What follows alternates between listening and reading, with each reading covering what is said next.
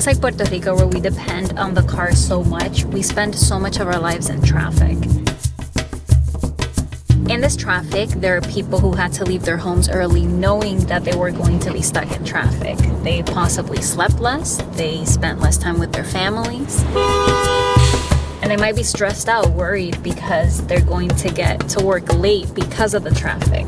But that job is important because that's how they pay for the car that they're driving and all the costs related to that car. And at least on this route, there are some options of public transportation. There are routes where there is no option.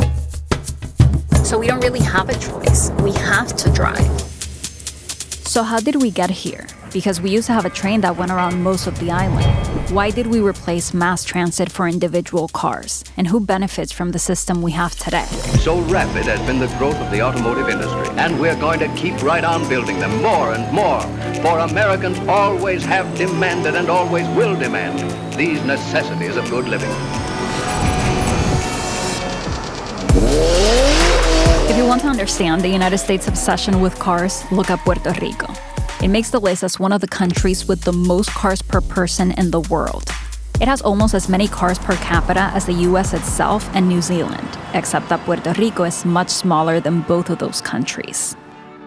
And to make room for all those cars, we've flooded the island with paved roads. Si tú ves un mapa, ¿verdad? Desde arriba de Puerto Rico, y sacas la hidrografía, los ríos, es casi azul.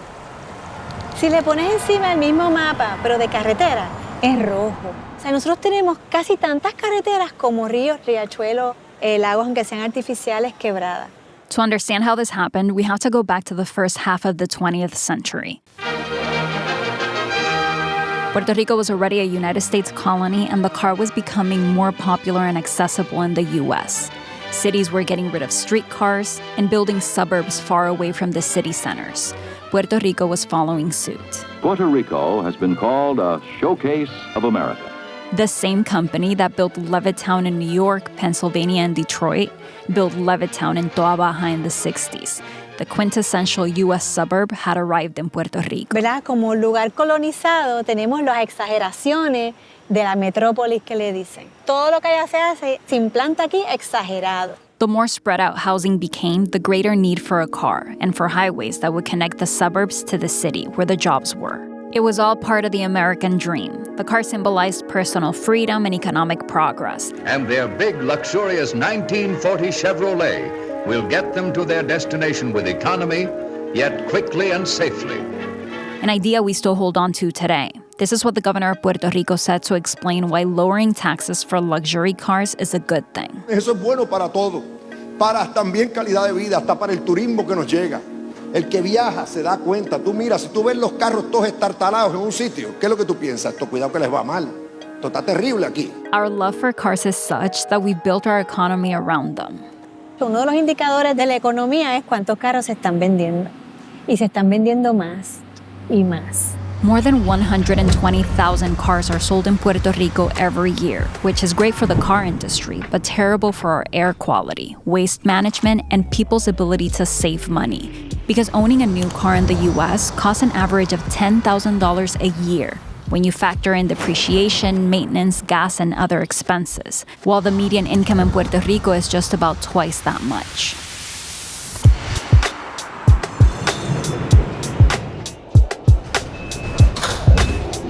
Y un día dije, me bajo del carro, no tengo que pagar gomas, no tengo que pagar licencia, no tengo que pagar nada, y me monto en la guagua, que son 75 centavos. The high cost of owning a car is one of the reasons Yvonne Belén gave up hers. Mira, ahí va la T9. A veces yo digo que hay que montar al gobernador de Puerto Rico en esa guagua para que vean lo que sufre el pueblo. But she also wanted to be less isolated from people around her. Los choferes son niños todos. Estos son amigos míos, estamos haciendo un cortometraje. Y yo soy la protagonista. Yo gozo montarme en la guagua. But there are a couple of factors that make Yvonne's public transportation experience in Puerto Rico a pleasant one. She lives a 10-minute walk away from a bus stop, and she works for herself, so she sets her own schedule. She says she's never in a hurry, but in her travels, she meets people who are. Por ejemplo, la T21, que es la que va al condado, a veces tarda una hora y es desesperante, de verdad.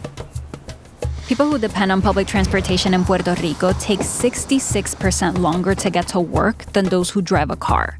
That's a big deal because listen to this. A study found that commute time is the most important factor in an individual's ability to escape poverty. In other words, the longer it takes someone to get to work, the less likely it will be for them to progress economically. Es un sistema que empobrece porque me obliga. Yo no tengo opción. Depending so much on cars is also affecting our health because it's making us sedentary. La gente no camina, no se baja del carro. Es el mejor ejercicio, caminar. Caminar. A mí me daban unos calambres de que estoy caminando, yo vivo en Miramar, y cuando camino se me quitaron todo, se me fue todo lo que había. Estoy como poco ahora. Studies show that people who take public transportation have a lower risk of high blood pressure and diabetes compared to people who drive because they walk more. Nos vemos y gracias. Gracias. Between the bus and train, Yvonne can get around the metro area in San Juan. But if she wanted to travel to another town, like Guánica, to visit her family, she's out of luck. Ahora mismo yo no pienso en eso porque no tengo manera de llegar. Now, if it were the 1950s, it would be a different story.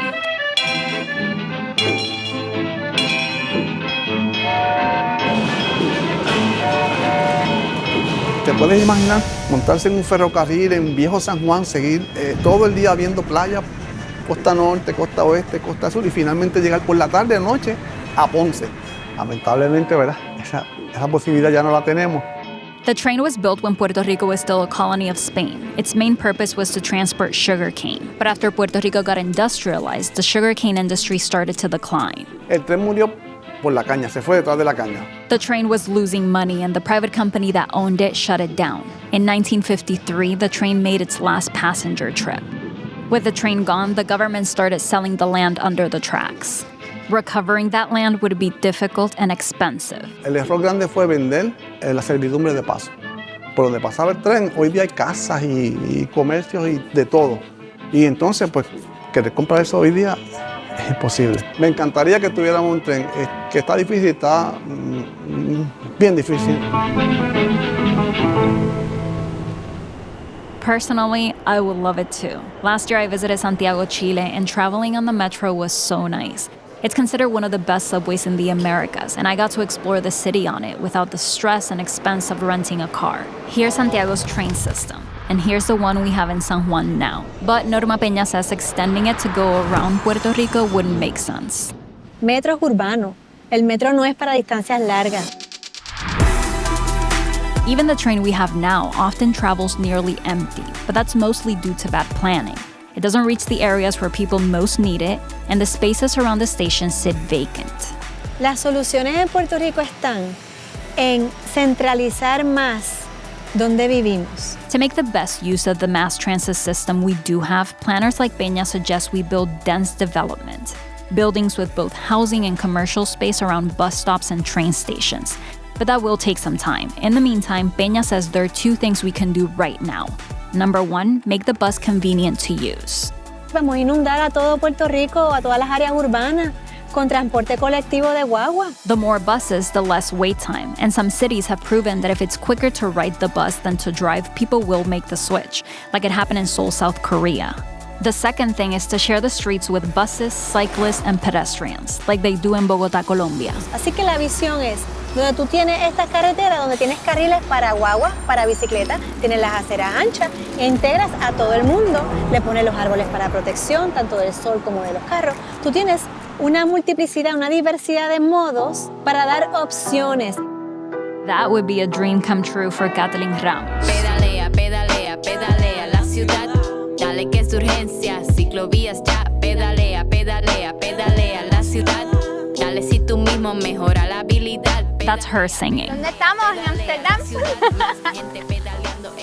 Her love for the bike started in college at the University of Puerto Rico in Mayagüez. Teníamos un problema terrible de tapón, que muchas de las personas de las colindancias de la universidad, justo los barrios al lado, que no era un viaje de más de 5 minutos en bicicleta, estaban llegando en carro y estaban aportando al tapón. Yo llegaba en bicicleta y llegaba a tiempo a las clases y con buena actitud. But streets in Puerto Rico prioritize cars, leaving little space for walking or biking. It's a private thing that occupies so much public space. Kathleen and Diego Gerena offer bike tours in San Juan and advocate for more cycling and less driving. Ese gran experimento de vender carros sin fin. Esta isla tiene demasiado de carros y gente que no sabe conducir y estamos sufriendo de esa realidad.